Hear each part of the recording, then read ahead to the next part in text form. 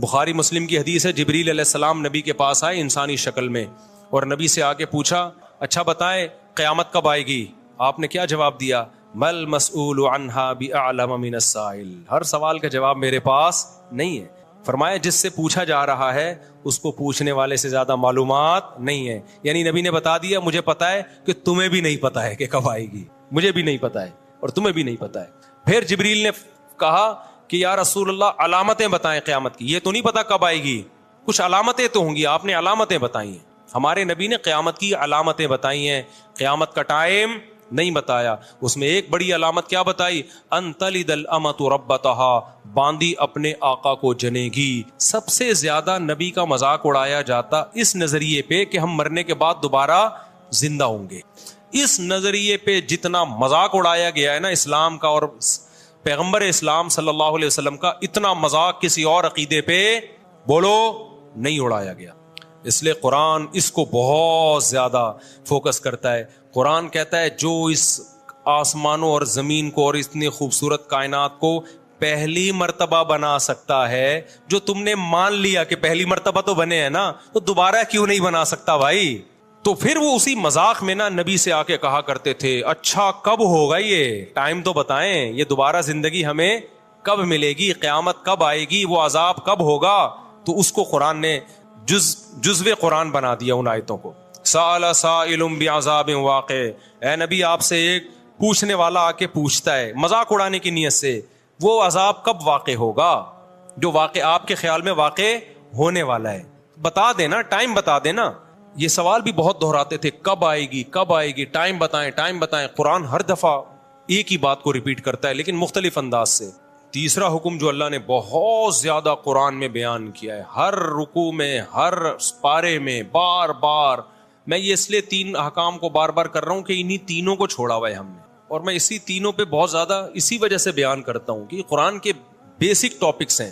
وہ تیسرا کیا؟ مرنے کے بعد ختم نہیں ہوگا، میرے مرنے کے بعد تمہیں نظر آتا ہے کیڑے کھا کے ختم کر دیتے ہیں، یہ تمہاری باڈی ختم ہوتی ہے، تم ختم بولو نہیں ہوتے، تم فنش نہیں ہوتے، روح باقی رہتی ہے جس کو عذاب بھی ہوتا ہے ثواب بھی، اور میدان حشر میں دوبارہ ایک جسم ملے گا تمہیں، ہمیشہ کے لیے انسان فنا ہونے کے لیے نہیں آیا، موت کے بعد زندگی ہے جس میں اچھوں کو اچھے کا حساب ملے گا، بدلہ ملے گا، بروں کو برائی کی سزا ملے گی۔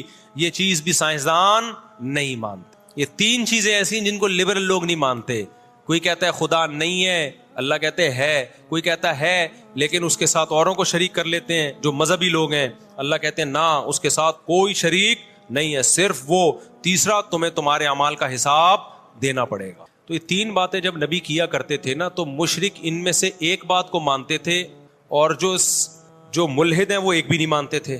جو اس دور میں ملحد تھے، ایتھیسٹ تھے، وہ کہتے تھے کوئی خدا ہے ہی نہیں، ان ہی الا حیاتنا الدنیا نموت ونحیا وما یہلکنا الا الدہر، کہتے کچھ بھی نہیں ہے بھائی، ہم پیدا ہوتے ہیں مر جاتے ہیں، یہ زمانے کے تصرفات ہیں، یہ نیچرل ہے۔ یہ کیا ہے؟ سب یہ نیچرل پروسیس ہے۔ جیسے بیج زمین میں ڈالو، پودا اگے گا، پھل اگے گا، آم ادلیں گے، نیچرل ہے نا، کرنے ورنے والا کوئی بھی بولو نہیں ہے۔ تو یہ سب آٹومیٹیکلی ہو رہا ہے، مر گئے، کھاؤ پیو موج مستی۔ آج بھی بہت سے لوگ، زیادہ تر تو آج دنیا میں اسی طرح کے لوگ ہیں، حتیٰ کہ ہندو نام کے ہندو ہیں، سوچ ان کی بھی، وہ ہندوؤں کا بھی 7 جنم ونم والا گیا۔ وہ ایک ہندو پنڈت نے کسی نے کہا نا کہ کوئی برا کام کر رہا تھا تو ہندو پنڈت نے اس سے کہا کہ تو اگلے جنم میں گدھا بن جائے گا۔ اس نے کہا پچھلے جنم میں گدھا تھا، اس جنم میں کیا بناؤں؟ کچھ اچھے کام کیے تو میں انسان بن گیا ہوں، تو اب میں دوبارہ کیا بن جاؤں گا؟ گدھا۔ تو پھر میں کچھ اچھے کر لوں گا، پھر انسان بن جاؤں گا۔ خیر یہ ان کا عقیدہ ہے، ہمیں اس سے کیا لینا دینا۔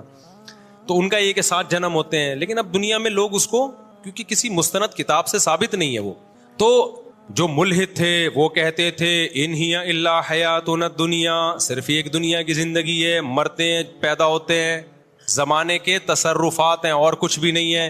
ان پہ قرآن نے رد کیا، اوحا ربک الی النحل، اللہ کہتے ہیں نیچر نے اتنی حسین ہے کہ ایک شہد کی مکھی، ملکہ مکھی، مزدور مکھیاں پورے ایک گیدرنگ کے ساتھ جاتی ہیں، چھتا تیار کرتی ہیں، اور فصل کی سبول ربی کی ذلولا. قرآن ایک ایک چیز کو ہائی لائٹ کرتا ہے شہد کی مکھی کی. اتنے لمبے لمبے راستے ٹریول کر کے دوبارہ اسی چھتے میں آتی ہیں. ایسی خوبصورت مینجمنٹ کے بعد اور محنت کے بعد اتنا خوبصورت شہد نکالتی ہیں جس کا ذائقہ اتنا مزیدار, اور اس میں کیسی شفا رکھی ہوئی ہے. میٹھی چیزیں اکثر صحت کے لیے نقصان دہ ہیں, شہد صحت کے لیے انتہائی فائدہ مند ہے. اللہ کہتے ہیں یہ فطرت کی بیوٹی نہیں ہے, یہ اس خدا کی کمال ہے جس نے اس فطرت میں حسن ڈالا ہے. حسن آٹومیٹیکلی نہیں آتا. کبھی دیکھا دلہن بیٹھے بیٹھے تیار ہو گئی, بیوٹی پارلر جائے گی 2 گھنٹے ڈسٹمپر کے ڈبے خالی ہوں گے. تو یہ ٹاپک قرآن نے بہت زیادہ بیان کیا ہے کہ اگر یہ آٹومیٹیکلی ہوتا. آج میں جو سورہ فرقان ہے نا, سورہ فرقان پڑھ رہا تھا, هو الذی خلق من الماء بشرا فجعله نسبا وصہرا. یہ آیت مجھے بڑی پیاری لگتی ہے, بڑا مزہ آتا ہے اس کو پڑھنے میں. سورہ فرقان پڑھا کرو, بہت مزہ آئے گا. تبارک الذی نزل الفرقان علی عبدہ لیکون للعالمین نذیرا. ایسے انداز سے شروع ہوتی ہے نا, ایسا انداز ہے شروع میں انسان کو ہلا دیتی ہے.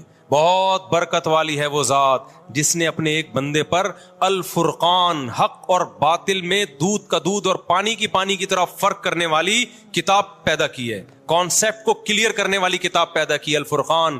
لیکون للعالمین نذیرا, تاکہ وہ ایک یتیم پیغمبر, یتیم محمد صلی اللہ علیہ وسلم سارے جہانوں کے سارے انسانوں کو اللہ کے خوف اور اللہ کے عذاب سے ڈرا دے. کیا ڈرائے؟ کہ تم سب آزاد نہیں ہو, تم میں ہر شخص سے اپنے اعمال کا حساب دینا پڑے گا. اس پیغام کو لے کے محمد صلی اللہ علیہ وسلم مکہ میں آئے, اور ایک یتیم پہ اللہ کہتے ہیں ہم نے قرآن اس لیے نازل کیا تاکہ یہ یتیم ساری دنیا کے سارے انسانوں کو بتا دے کہ مرنے کے بعد ختم نہیں ہونا, مرنے کے بعد حساب و کتاب دینا ہے. کیا جلال ہے یار اس ایک آیت میں. اور نازل کب ہو رہی ہے؟ مکہ میں, جب 4 آدمی بھی مسلمان نہیں ہوئے تھے. اور ایسے یتیم پہ نازل ہو رہی ہے جو نہ لکھنا جانتے اور نہ پڑھنا جانتے. کیا کانفیڈنس ہے یار, کیا کانفیڈنس ہے. اگر کوئی اس وقت ہوتا وہ کہتا بھائی تمام جہان آپ ایک مکہ میں یتیم, کوئی جانتا آپ کو ہے نہیں, قافلے یہاں سے نہیں گزرتے, نہ پانی ہے نہ گھاس ہے, اور بات کیا کر رہے ہو ساری دنیا کے سارے انسان. اللہ کہتا ہے وہ برکت والی ذات ہے جس نے قرآن کو نازل کیا. اس قرآن کے ذریعے ہی پھیلا دے گا اللہ, اور آج پھیلا دیا نا پوری دنیا میں. دنیا میں کوئی ایک چپا ایسا نہیں ہے جہاں قرآن پڑھا نہ جاتا ہو. دنیا میں سب سے زیادہ نام اللہ کا لیا جاتا ہے. اذانیں دیکھو پوری دنیا میں پھیل چکی ہیں. تو اسی سورہ فرقان میں اللہ کہتا ہے خلق من الماء بشرا. اللہ کہتے ہیں تمہیں اللہ کی قدرت سمجھ میں نہیں آتی. ایک غلیظ پانی سے انسان کو بنایا میں نے, اس پانی کو دیکھو, اور بنا کے کیا فجعلہ نسبا وصہرا. اس کو 2 خاندان دے دیے, ددیال نلیال, اور بلوغت کے بعد ایک خاندان دے دیا سسرال. اتنی بڑی عزت دے دی اس کو, خاندانوں میں پیدا کیا. اس کی خوشی پہ ددیال نلیال بھی خوش ہوتا ہے, سسرال بھی خوش ہوتا ہے. اس کے رونے پہ ددیال نلیال بھی روتا ہے اور سسرال بھی روتا ہے. ایک پانی کو اتنی عزت آٹومیٹیکلی اب بولتی بند نہیں مل سکتی. لوگ کہتے ہیں نا بولو نہ نہیں بولا کرو, آپ خود ہی بول لیا کریں تاکہ میں بولو نہ نہیں بولا کروں, سینٹنس مکمل کر لیا کریں. ایک غلیظ پانی تھا, کوئی کہہ سکتا تھا ایک ایسے پروسیس سے اس کو ابھی گزارا جائے گا ایک ایسی مشین میں کہ یہ چودھری اور وڈیرا بنے گا, ٹھیک ہے نا, یہ سائنٹسٹ بنے گا, اور یہ ایک سیاستدان بنے گا, یہ ایک بڑا آدمی بنے گا, یہ ملینز بنے گا, بلینئرز بنے گا, اور پھر اس کا ایک خاندان ہوگا. اس کو تنگ کرو گے, اس کا باپ بھی آئے گا, ماں بھی آئے گی لڑنے کے لیے, پورا پیچھے خاندان ہوگا. اس کے رونے پہ خاندان روئے گا. پھر اس کا ایک, اللہ نے تو ایک سسرال کا ذکر کیا, میں نے اس آیت کی قدر کرتے ہوئے میں نے کہا جب سسرال اتنی بڑی نعمت ہے تو 4 ہونے چاہیے. تو میرے اوپر یہ آیت اور زیادہ فٹ آ رہی ہے. کیا خیال ہے بھائی کہ هو الذی خلق من الماء بشرا, اللہ نے ایک غلیظ پانی سے انسان کو پیدا کیا اور اسے نسب بھی دیا, اور 4 عدد نسب ایک دیا, سسرال کتنے دے دیے. اس سے پتہ چلتا ہے, اس آیت سے پتہ چلتا ہے کہ خاندان ایک بہت بڑی نعمت ہے, اور نعمت جتنی زیادہ ہو اتنا اچھی ہوتی ہے. پیسہ نعمت ہے یا نہیں ہے؟ تو کبھی کوئی کہتا ہے زیادہ پیسہ ایکچولی میں خرچ کہاں کروں گا, ایکچولی مینیج کرنا مشکل ہے. ابے لے آ, بعد میں دیکھیں گے کیا مینیج کرنا ہے اس کو. تو اولاد بھی نعمت ہے. یہب لمن یشاء اناثا, اللہ کہتے ہیں گفٹ کرتا ہوں بیٹے بیٹیاں, آنے دے, آنے کے بعد کرنا ہے کہ کرنا کیا ہے ان کا, آنے میں نہیں روکنا ان کو کہ گفٹ کم لینے ہم نے, گفٹ تو جتنے زیادہ آ جائیں, اس کے بعد پھر ان کا کرنا کیا ہے. تو بچے پیدا ہونے سے مت روکو, ہونے کے بعد پھر پلاننگ کرو. مسئلہ یہ نہیں ہے, بچے جو بگڑتے ہیں نا اس لیے نہیں کہ زیادہ ہے, اس لیے کہ پیدا ہونے کے بعد بھی نہیں سوچ رہے ہوتے ان کو بنانا کیا ہے ہم نے. وہ تو ایک بھی بگڑ جائے گا پھر, تمہارا بچہ پیدا ہوا, تم قیامت تک سوچتے رہو گے کرنا کیا ہے اس کو, تو چور بن جائے گا آٹومیٹیکلی, ڈاکو بن جائے گا.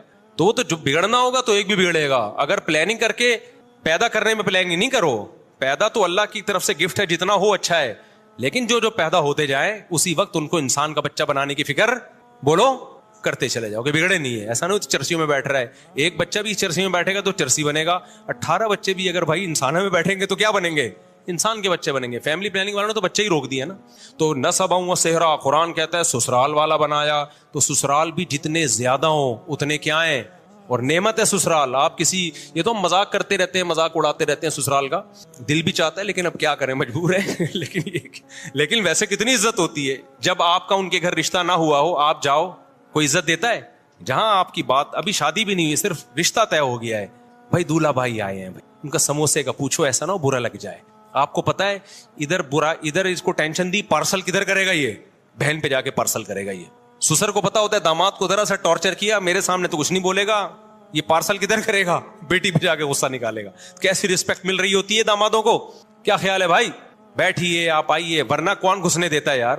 اجنبی لڑکی ہوتی تو عزت دار لوگ تھوڑی گھسنے دیں, بغیرت تو آتے ہیں, آ جا بھائی, لیٹ کیوں آیا تو, کب سے انتظار کر رہی ہے. بوائے فرینڈ جو ہوگا نا, تو اس میں تو ابا آج کل پریشان ہوتے ہیں جن میں غیرت ہی نہیں ہوتی. تو قرآن کیا کہہ رہا ہے بھائی, یہ اس ٹاپک, یہ قرآن کہہ رہا ہے یہ آٹومیٹیکلی یہ ممکن کہ پانی کو اتنی عزت مل جائے, اس کے دنیا میں آنے سے پہلے اس کے خاندانوں کا انتظام ہو جائے, بلوغت کے بعد بھی انتظام ہو. یہ اگر آٹومیٹیکلی ہو رہا ہوتا تو اس کائنات میں اتنی بیوٹی, اتنا حسن نہیں ہوتا اس کائنات. یہی وجہ ہے کہ جو قرآن کے منکر ہیں وہ اس بیوٹی سے محروم. ان کے ہاں نہ سسرال ہوتا ہے نہ ددیال ہوتا ہے, ایک ننیال میں ایک عدد اماں رہ گئی ہے بس خالی ان کی, اور اس سے وہ جان چھڑا نہیں سکتے. ورنہ گورے کا بس چلے تو وداؤٹ اماں بچے پیدا ہوں, کلوننگ کے ذریعے, ٹیسٹ ٹیوب کے ذریعے, اماں کے رشتے سے بھی کٹا دے, بولو ریاست کے غلام بن کے رہو, بس تم اسٹیٹ کے غلام